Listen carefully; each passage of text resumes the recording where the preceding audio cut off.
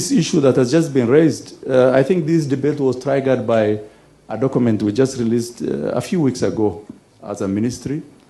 You know that our grade 9s have just done the Kenya Junior, and we expect the Kenya National Exam Council to release the results by 11th of December. And so the ministry, for the first time, is transiting the grade 9s to grade 10. So we'll be having senior 1 in our schools on the 12th of January. So in preparation for that, being a new thing, the competence-based education, what we do is we do a lot of circulars, we do a lot of guidelines, and so on. So this particular one is about a guideline. We call it, the title of the guideline is the Guideline in the Implementation of Senior School Education Programs. So in that guideline, what we did was the last page, actually, an appendix. We attached a document that is dated 2015. 10th of March to be specific, 2015. This is a document, a Gazette notice done by the then Minister of Education, Professor Kaimenyi. So in that Gazette notice of 2015, it is showing that the capitation at that time in 2015 was 12,870. Is that information available in the document?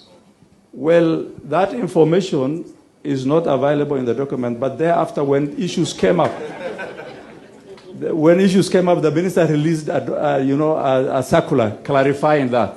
Yeah, that has been clarified. I mean, I would rather not speak about anything else other than this, because it's very personal to me. Now, Abdi, thank you very much. You are a good officer of government, so I'm not addressing you by the issue, so I'll try to be very respectful to you. The people in this hall, courtesy of education, are learned, so they can reason with you step by step. So you said a 90-page document to our principals. Then in the annexures, you put a Gazette notice of 2015. My question is, one, what is that Gazette notice supposed to serve? That's one. Secondly, can you show us the circular issued by the Minister of Education preceding that? And can you also communicate to our principals that the capitation is 22,000? Just an email. The same way you sent a circular, said one, confirming that the capitation is 22,000 shillings. And lastly, it is important for you also to address through this gathering that this calendar year that is ending, this education year, academic year, out of the 22,000, our schools have only received 14,000. If you minus the one for infrastructure, it is coming to 11,000 shillings. Are you going to pay this debt to our schools? Because if you don't pay, and you tell them, like they were told last year, the way they survived in that year, they also don't know how to survive. How do they survive when their suppliers waiting to be paid? Thank you very much, Mheshimiwa, and thank you for your passion in education. You know, for you, you've really done well in that area. But all I just want to assure the communities outside there, the poor households, that I'm able to share with you the circular done by the CS right away. He did a press release, and therefore the capitation still stands at 22,244 for our senior schools next year. That is very clear. For the junior schools, it is 15,043. And there's already official communication. There's the capitation for primary is set to grow. And I think pronouncements have already been made from 1,420 to 2,238. And then on the other side, government has also been supporting in terms of examinations and all that. So I think the document we annexed there, the guideline, by the way, is complete. People just focused on one thing. I don't know why. Because we were guiding the schools, being a new system, we wanted them to see how they can do their timetable and organization of the curriculum, that English has 5 lessons, mathematics 5, every other, so they're able to timetable in terms of non-teaching staff. If it's a single stream school, how many workers do they need? Or if it's a 3-stream school. So it's a very comprehensive circular. But as for the exact amount that went to the schools, I think, Mheshimiwa, it is something that we need to discuss, because in the Ministry of Education, we only release what is released to us from the National Treasury. And I think everybody here knows that.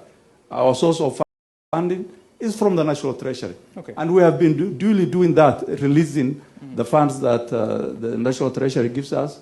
And I think there was something in the debate sometimes back. That also is something that we are all aware and conscious about. Capitation for learners in senior school. The approved rate of capitation for the level still remains 22,244 per learner per year. So I think we put this to rest. It's completely clarified and done. Thank you. Okay. Ndindi Nyoro is not resting. Now, that's the beauty of this kind of a debate. I just request, don't close that document. I just request you, just read the heading of that document, just the heading. The heading was on boarding fees. I think I'm done. I am talking about increasing day secondary school fees.